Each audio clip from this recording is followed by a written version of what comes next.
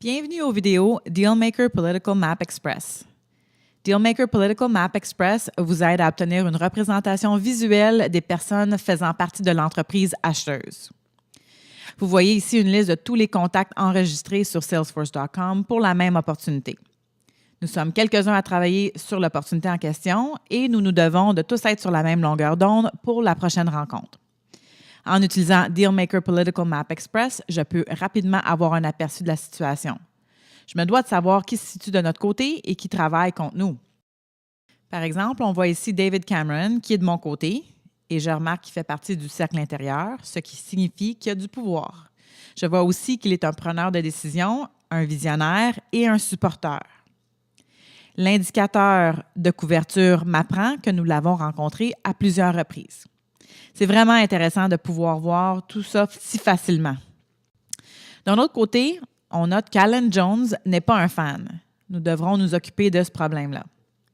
Nous avons appris aussi que le rattachement hiérarchique de Sarah Miller a changé. Je vais donc la déplacer sur la map politique.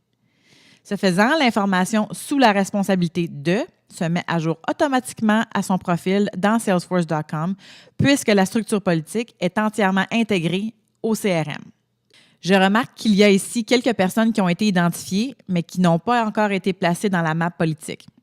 Je sais que Fred est sous la responsabilité de John, donc je le place simplement dans la map politique.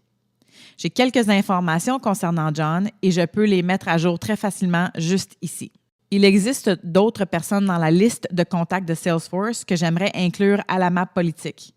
Et comme vous pouvez le voir, il est facile de le faire.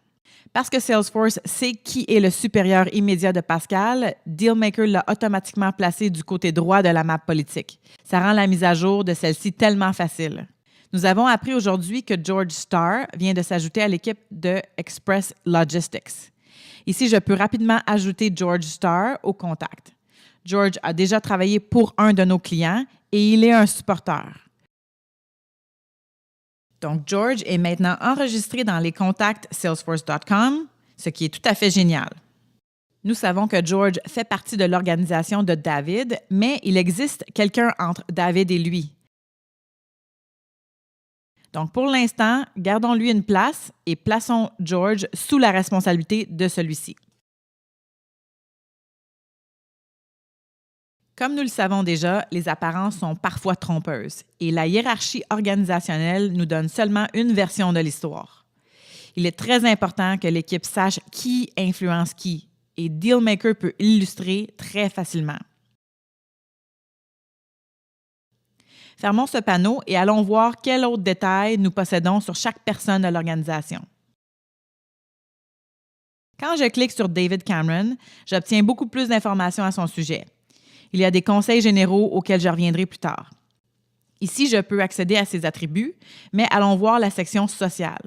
Nous planifions de rencontrer David plus tard, alors je veux examiner son profil LinkedIn afin de voir ce qu'il a publié récemment.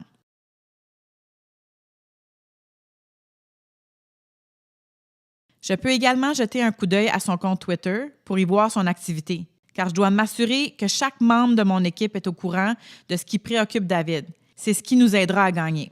Je remarque qu'Adam Faith est un non-supporter, mais il fait partie de la structure politique d'Express Logistics. Je me demande ce que Dealmaker peut me dire à son propos. Quand je clique sur Adam, je vois que Dealmaker l'a identifié comme étant très risqué. On me dit « Adam Faith présente un risque très élevé à la conclusion de cette opportunité.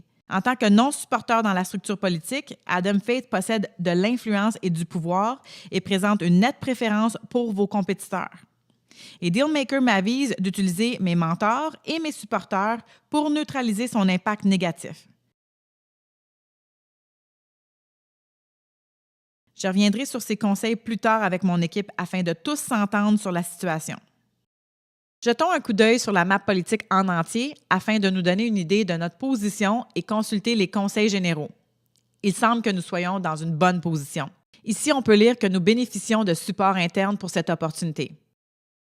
On le sait qu'il est difficile de gagner sans support interne et Dealmaker nous fait remarquer que nous avons plus de mentors et de supporters que nous avons d'ennemis ou de non-supporters, qui est une chose très positive.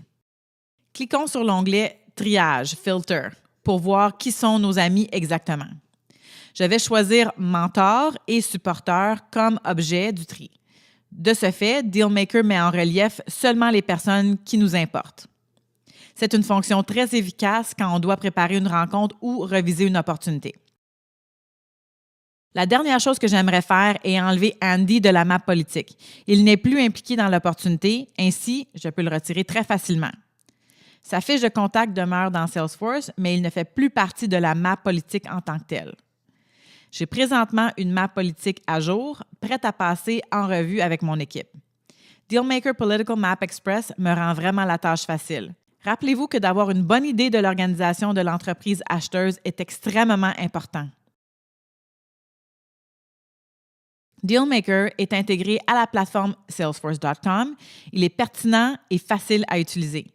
Créer la map politique nous permet de clarifier visuellement la situation et les conseils intégrés nous aident à éviter les erreurs que nous aurions autrement commises. J'espère que vous avez trouvé l'information utile. Merci d'avoir pris le temps de visionner cette vidéo.